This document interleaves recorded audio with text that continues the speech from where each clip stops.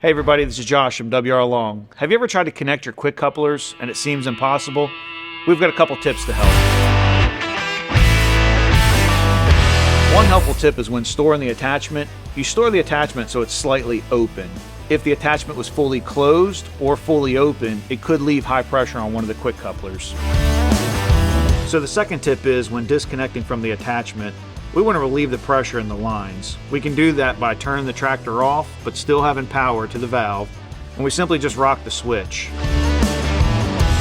If you followed steps 1 and 2 for disconnecting from the attachment, but you're ready to go connect back to it at a later date, and you realize that there's high pressure built up on the quick couplers, more than likely that high pressure is built up between the valve and the bulkhead plate. A simple way to relieve that is to turn the ignition on, rock the switch back and forth on the handle, and then you should be ready to make your connection with the quick couplers. We appreciate you watching our video today, and I hope it helped. If you have any more questions, check out our website, and just remember, we're here when you need us.